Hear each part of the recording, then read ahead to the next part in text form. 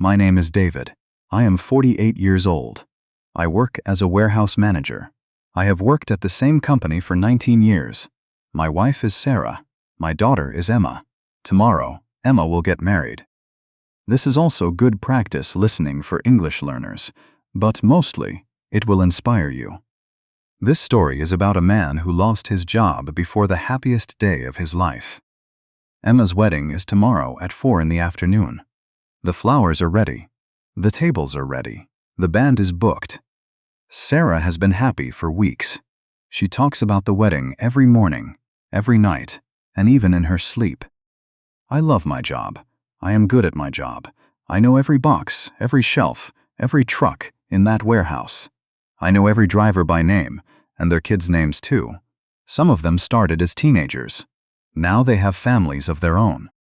19 years is a long time, long enough to watch a company grow from one small building to 3 big ones, long enough to train 40 new workers, long enough to feel like the walls of that warehouse belong to you, even when they do not. This morning was normal. I woke up early. I made coffee. I kissed Sarah on the forehead. She was still asleep, peaceful, with no idea what this day would bring. I watched her for a moment before I left. I drove to work like every day. The roads were quiet. The sun was just coming up over the hills. I remember thinking, only one more day of work before the wedding week begins. I remember thinking about Emma in her white dress. I remember feeling lucky. I did not know today would be different.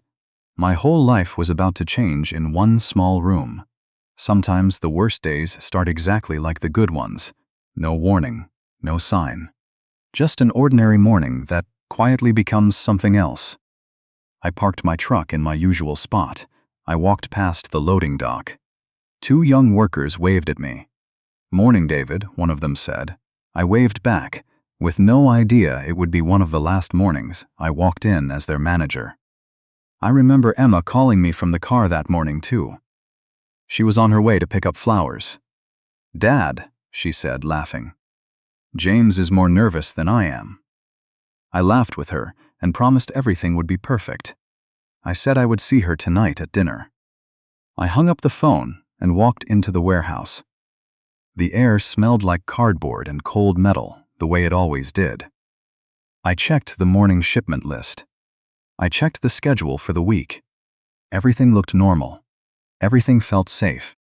Outside, trucks were already lining up at the dock, engines humming in the cool morning air. Workers moved between the shelves with clipboards, calling out numbers, laughing at some joke from the break room. It was a sound I had heard for 19 years, steady and familiar, like a second heartbeat. I never imagined that in a few short hours, that word, safe, would stop meaning anything at all. At 9 in the morning, my boss called me. His name is Richard. He is the regional director. He does not visit our warehouse often. When he does come, it usually means something big is happening. Richard called my office phone. "David, come to my office," he said. His voice was flat, not warm like usual, not cold either, just flat, like a man reading from a script. I felt something was wrong. I put down my clipboard. I walked slowly down the hallway. My hands were cold. My heart was already beating faster, even before I understood why. I sat down across from Richard's desk. He did not look at me at first. He looked at his papers. He moved a pen from one side of the desk to the other. It felt like he was choosing his words carefully. "David," he said, "the company is making cuts. Corporate decided to restructure the regional warehouses. Your position is closed. Today is your last day." I did not speak. I could not speak. The words did not feel real. 19 years, and the sentence took less than 10 seconds. "I am sorry," Richard said. "You are a good worker, one of the best we've had. But this is business. It's not personal." I wanted to ask him 100 questions. Why now? Why me? Why this week of all weeks? But my throat felt tight. Nothing came out. He slid a folder across the desk. Severance papers. A final paycheck. A list of benefits that would end at the end of the month. "Take your time in the office," he said. Security will walk you out when you're ready.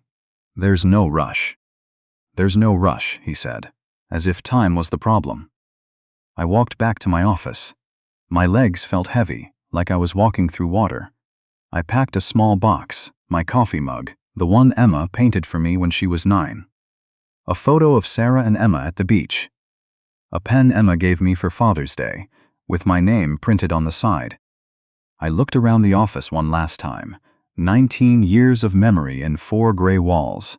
I turned off the light and walked out. I walked past the loading dock again. The same 2 young workers were there. They did not know yet. I gave them a small nod and kept walking. I did not have the strength to explain. I sat in my car for a long time, key still in my pocket, staring at the steering wheel. My phone buzzed. It was Sarah. "Don't forget to pick up Emma's dress from the tailor," she wrote, with a small heart at the end. I stared at the message, then at the box on the seat next to me.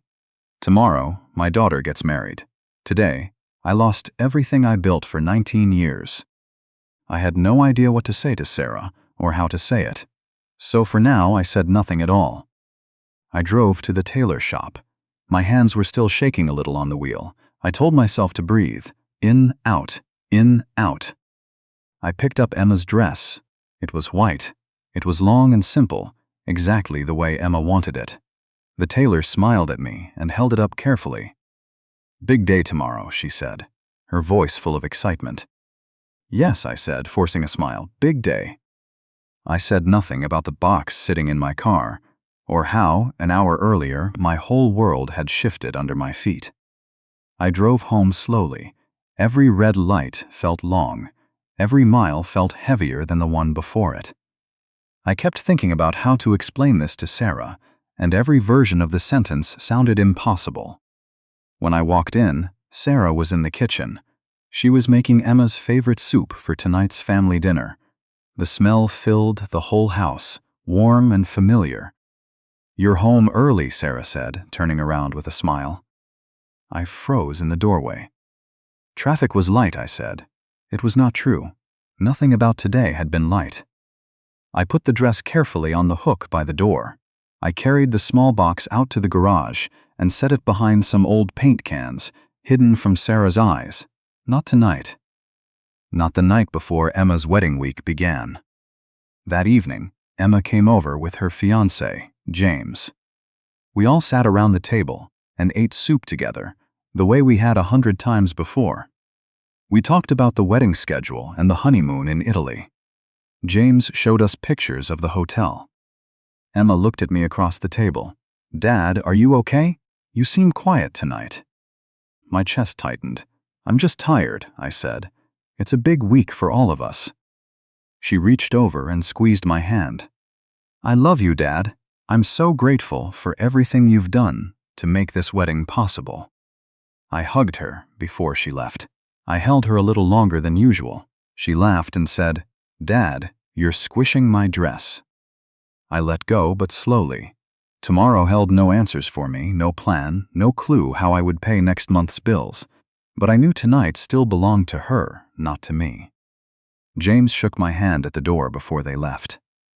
"Thank you for raising such an amazing woman," he said. I nodded and smiled, though my throat felt tight again. I watched their car pull out of the driveway until the lights disappeared around the corner. After dinner, Emma and James left for the night. Sarah started washing the dishes. I stood next to her and dried them, one plate at a time, the way we always did. "You've been quiet all night," Sarah said, not looking up from the sink. "I have a lot on my mind," I said. It was true, even if it was not the whole truth. She looked at me for a long moment. Her eyes searched my face. Then she went back to the dishes, letting the water run between us. I wanted to tell her. The words were right there, sitting in my throat like a stone. But I could not push them out. Not the night before our daughter's wedding week. Not when she had spent months planning every small detail with joy in her eyes. If you are listening to this, and you have ever carried a secret to protect someone you love, you know exactly how heavy that silence feels. After the kitchen was clean, I told Sarah I was going to check something in the garage. She nodded, half listening, already thinking about tomorrow's flower delivery. I sat down on an old wooden chair in the garage. I opened the small cardboard box. Inside were the coffee mug Emma painted years ago, the photo of Sarah and Emma laughing on the beach, and the pen with my name printed on the side. I closed the box again and set it on the shelf. I sat alone in the dark garage for almost an hour. My mind kept circling back to Richard's words, "Your position is closed." 4 small words that erased 19 years in a single afternoon. Money worries filled my head. The wedding had cost a great deal. We had savings, but not enough to last long without steady income, health insurance. The mortgage payment, due in 2 weeks. All the small bills that never seem to stop arriving, no matter what happens in your life. Emma's face kept coming back to me too, the way she said, "I love you, Dad. I'm so grateful for everything you've done to make this possible." Did she love me because of my paycheck? No. She loved me because I was her father. I knew that in my mind. But somehow, sitting alone in that dark garage, it was hard to feel it in my chest. I made a decision that night, sitting among old paint cans and dusty tools. I would not tell anyone until after the wedding was over. Emma deserved one perfect, uncomplicated day. I could carry this weight alone for a little longer. A few more days would not break me. At least, that is what I told myself. I took out my phone and looked at job listings for almost an hour, sitting in the quiet dark. Warehouse manager, operations supervisor, logistics coordinator. Some jobs paid less than mine. Some wanted younger candidates. Every listing made my chest feel tighter. I considered calling an old coworker, someone who left the company 2 years ago. I typed a message, then deleted it. I typed it again, then deleted it again. I was not ready to say the words out loud to anyone but Sarah, and I was not even ready for that yet. I put my phone away and sat in the silence a while longer. Tomorrow, I would be a father walking his daughter down the aisle. Tonight, I was just a man in a dark garage, trying to hold himself together with both hands. The wedding day arrived faster than I expected. The sun was bright and warm. The garden where the ceremony would happen looked like something out of a magazine, full of white flowers and soft green leaves. I put on my suit. My hands shook a little as I fixed my tie in front of the mirror. Sarah walked into the room in her blue dress, her hair perfectly done. "You look handsome," she said, smoothing my collar with her hand. "Thank you," I said. I tried to smile like a man with nothing on his mind. It was harder than I expected. We drove to the venue together. Sarah held my hand the whole way, humming softly to the radio. She did not know that my other hand felt empty.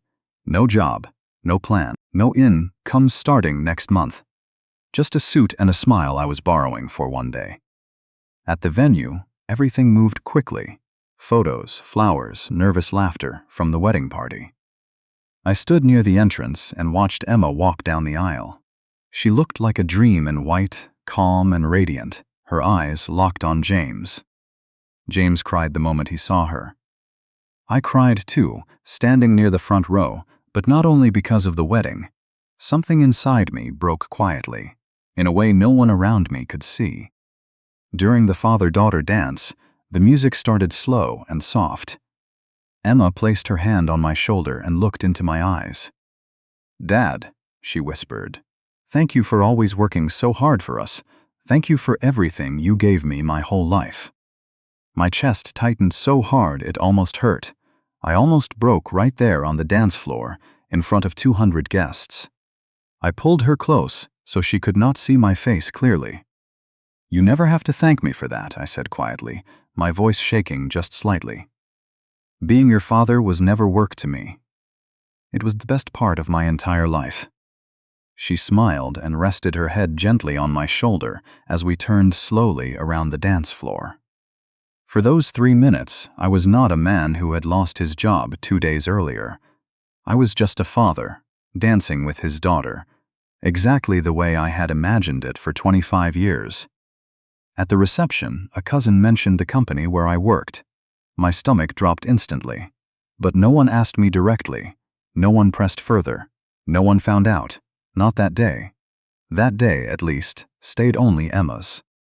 2 days after the wedding, everything caught up with me. Sarah went into the garage looking for a ladder to hang a picture. She saw the small cardboard box sitting behind the paint cans, my coffee mug visible inside it. She called my name from the garage. "David," she said, holding the box. "What is this? Why is your mug from work in a box out here?" I stood in the doorway between the kitchen and the garage. My heart pounded so loud I was sure she could hear it. I could not lie anymore, and I no longer wanted to. "I lost my job," I said quietly, "the day before the wedding. Richard called me into his office. They closed my position. I wanted to protect Emma's day, so I kept it from you. I am sorry I hid it from you for 3 days." Sarah was quiet for a long moment. My heart was pounding so hard it hurt. I thought she would be angry. I thought she would ask why I did not trust her enough to tell the truth right away. Instead, she set the box down on the workbench and walked over to me. She put her arms around me tightly. "You carried this alone," she said softly, "for 3 whole days, so our daughter could have her perfect day without worry. David, that is not weakness. That is love." I broke down completely. 19 years of pride, 3 days of fear, all the silence I had been holding, it came out all at once. I cried in my own garage in my wife's arms, like I had not cried in years. "I don't know who I am without that job," I admitted, my voice breaking. "For 19 years, that job was part of how I saw myself. I don't know what I am worth now, Sarah. I don't know what I have to offer anymore." Sarah pulled back gently and looked me directly in the eyes. Her eyes were calm and steady, full of certainty. "David," she said, "you were never worth a job title. Listen to me. You were the man who fixed my car at midnight in the rain without complaining once. You read Emma bedtime stories every single night for 10 straight years, even when you were exhausted, and you danced with our daughter at her wedding 2 days ago, with a broken heart hidden behind a calm smile. That is who you are. That has always been who you are." I did not have an answer for her. I simply held her tighter, letting her words settle slowly into the empty space inside my chest. We stood there for a long time, neither of us speaking.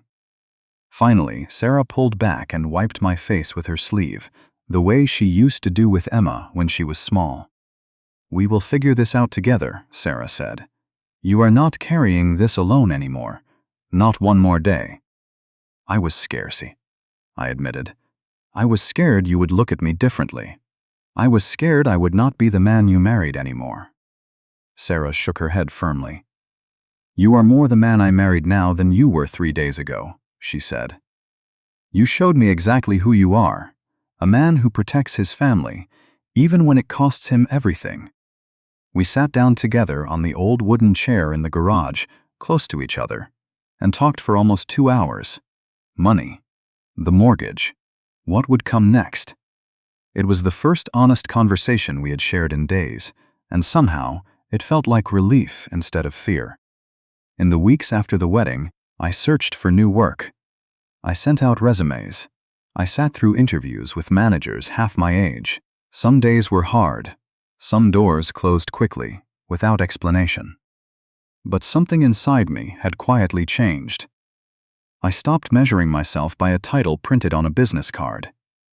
I started measuring myself by the people who loved me, and why they loved me in the first place. Emma called me every week from her new home with James. She never once asked about my job search. She asked about my garden. She asked if I was sleeping well. She asked if I was happy. Those questions meant more to me than any paycheck ever had. One evening, almost 3 months later, I found new work.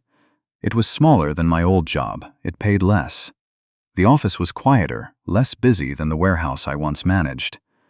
But I walked in on my first day with a strange kind of peace I had not felt in years. That night, Sarah and I sat together on the porch, watching the sky turn orange and pink. I told her about the new job, the small office, the new coworkers. "I'm proud of you," she said, resting her head on my shoulder. "Not because of the job, David. I was proud of you long before this, and I would still be proud of you if you never found another job at all." I squeezed her hand and stayed quiet for a moment, letting her words sink in fully. After 19 years at one company, I once believed a job title was the strongest thing holding my life together. I know better now. I looked up at the sky and thought back to that dark night in the garage, sitting alone among the paint cans, feeling like nothing. It felt like a different life now. Sometimes I still catch myself reaching for my old badge in the morning, the one that let me into the warehouse before sunrise. It is gone now, sitting somewhere in a drawer I never open, but the reflex fades a little more each week. In its place, something steadier has grown. Emma and James visited last weekend. James asked me to help him fix a leaking pipe under his kitchen sink. We spent an hour on the floor together, passing tools back and forth, laughing about small mistakes. No one mentioned my old job once. No one needed to. Your worth is not your job. I learned that the hard way, in one quiet week between a sudden firing and my daughter's wedding. I learned it from a daughter who thanked me for love, not for money. I learned it from a wife who held me tightly when I felt I had nothing left to offer but honesty. If you are listening to this because you lost something that once felt like your whole identity, listen closely. You are still you. A title can disappear in a single sentence, in a 10-second conversation behind a closed office door. But the love you gave, the nights you stayed up with a sick child, the hands you held through hard years, none of that ever disappears. None of that was ever tied to a paycheck. I still think about that man sitting in a dark garage, believing his worth had walked out the door with his job. I wish I could go back and tell him what I know now. I wish I could tell him to breathe, to trust the people who love him, and to remember that a job title was never the reason his family loved him in the first place. Your worth is not your job. It never was. It never will be. This story was also for English learners who tuned in today. If it reminded you of someone you love, someone who has ever felt small after losing their work, tell them today. Tell them their worth was never tied to a paycheck. See you in the next story.